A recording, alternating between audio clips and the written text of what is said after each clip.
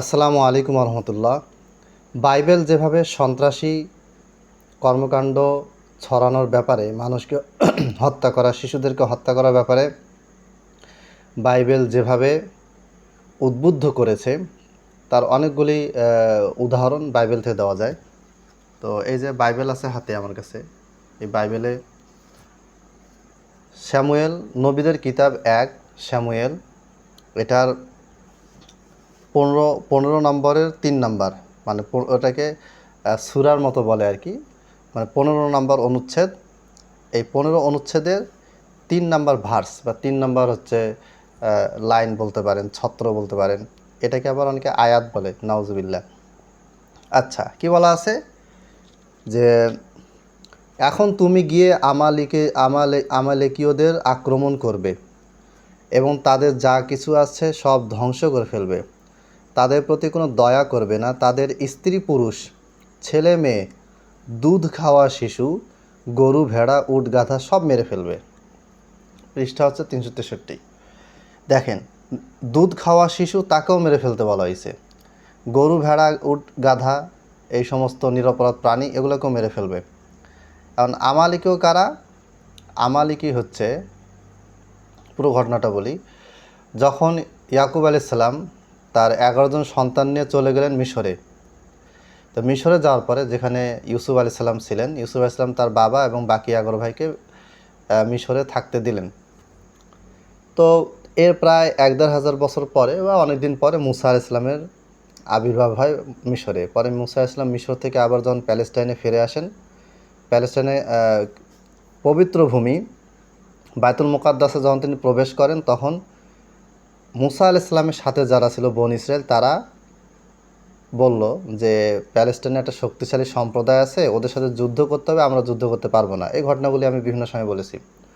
তো যেই সম্প্রদায়টা ওই প্যালেস্টাইনে দখল করেছিল এবং পুরো ফিলিস্তিন তাদের কাছে মানে তারাই শাসক ছিল, তারা হচ্ছে আমালিকীয়। ঠিক আছে, আমালেকা সম্প্রদায়। আমালেকা সম্প্রদায় কোত্থেকে আসছে, কিভাবে আসছে, এর বিস্তারিত বিবরণ আপনারা তাফসির ইবনে কাসিরের, ইমাম ইবনে কাসিরের লেখা আল বিদায়া ওয়ান নিহায়া 2য় খণ্ড, আরবদের ইতিহাস অংশটা পড়লে, মানে মোহাম্মদ সাল্লাল্লাহু আলাইহি ওয়াসাল্লামের জন্মের আগে আগে তিনি আরবদের ইতিহাস বর্ণনা করেছেন, ওটা পড়লে বিস্তারিত পেয়ে যাবেন। তো এই আমালেকা সম্প্রদায়ের সাথে যুদ্ধ করবে না বনী ইসরাইল, পারবে না, তারা অনেক শক্তিশালী, তাদের সাথে যুদ্ধে যেন তারা না যায়, এজন্য অনেক কাহিনী করেছিল।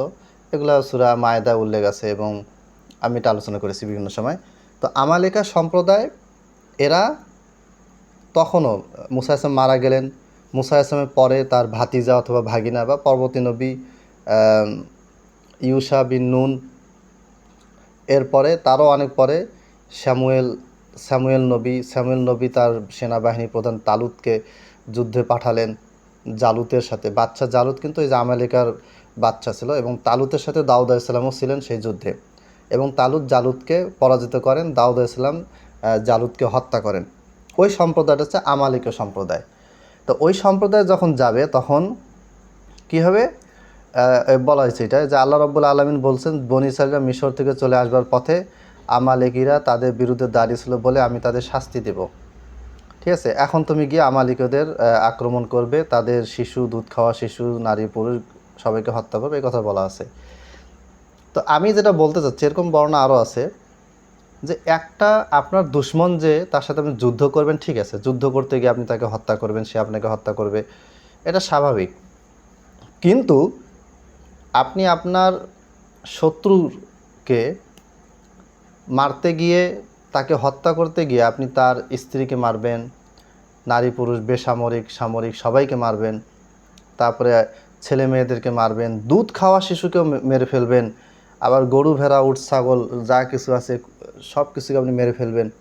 এই আদেশ কে দিয়েছে? এই আদেশ আল্লাহ কখনো দেননি। কোরআনের কোনো আদেশ নেই, হাদিসে কোনো আদেশ নেই, এটা বাইবেলে এটা দেওয়া আছে। আল্লাহর নামে মিথ্যা কথাই বাইবেলে লেখা হয়েছে। আর আপনি দেখবেন যে ইহুদি যারা পুরোহিত আছে বা খ্রিস্টান যারা পাদ্রী আছে, তারা বলে যে মুসলমানদের শিশুদেরকে যত বেশি মারবা, মুসলমানদেরকে যত বেশি মারবা, তত বেশি তোমরা জান্নাতে যাবা, তত বেশি তোমরা হ্যাভেনে যাবা, স্বর্গে যাবা। এরা এই শিক্ষা কোথায় পেয়েছে? বাইবেল থেকে পেয়েছে। তাহলে গোটা পৃথিবীতে সন্ত্রাসী ধর্ম প্রচারে সবচেয়ে বেশি ভূমিকা এই বাইবেল রেখেছে। আরও অনেক জায়গায় আছে, আমি দেখাবো ইনশাল্লাহ। ছোট ছোট শিশুদেরকে, দুধের শিশুদেরকে মেরে ফেলবে, এই রকম নির্মম, মানে আমি কি ভাষা ব্যবহার করব বুঝতে পারতেছি না। আপনারা দেখবেন যে প্যালেস্টাইনে বা গোটা বিশ্বে যেখানে আমেরিকার ছোবল পড়েছে, সব জায়গাতে দেখবেন যে মানুষ মুসলমানদেরকে মারা হচ্ছে এবং শিশুদেরকে বেশি টার্গেট করা হচ্ছে। শিশুদেরকে বেশি বেশি টার্গেট করে তাদেরকে, মুসলমানদেরকে পৃথিবীর বুক থেকে একবার নিশ্চিহ্ন করার চেষ্টা চলতেছে। এটা তো হবে না ইনশাল্লাহ, বরং তারা এই ইহুদিদের হাতে, খ্রিস্টানদের হাতে, আমেরিকার হাতে, ইসরায়েলের হাতে যারা মারা যাচ্ছে তারা শহীদ হচ্ছে এবং তারা জান্নাতে যাবেন ইনশাল্লাহ। আর শিশুরা তো মৃত্যুর সাথে সাথেই তারা জান্নাতে চলে যাচ্ছে, কাজে তাদের আখেরে কোনো ক্ষতি নেই। যারা মারা যাচ্ছে তারা কিন্তু আরও ভালো জায়গায় পৌঁছে গেল। দুনিয়াতে তাদের কষ্ট হচ্ছে, আমাদের খারাপ লাগতেছে। যাই হোক, ভিডিও লম্বা হচ্ছে। মূল কথা হচ্ছে, পৃথিবীতে সন্ত্রাসী কর্মকাণ্ড, যুদ্ধ, অন্যায়ভাবে নিরাপদ মানুষকে হত্যা করার এই সবক, এই শিক্ষা বাইবেলই দিয়েছে এবং দিচ্ছে এবং দিতে থাকবে। এই হচ্ছে সেই নিকৃষ্ট নাপাক বাইবেল। এটা আল্লাহর পক্ষ থেকে আসা তাওরাত এবং ইনজিল কখনোই নয়।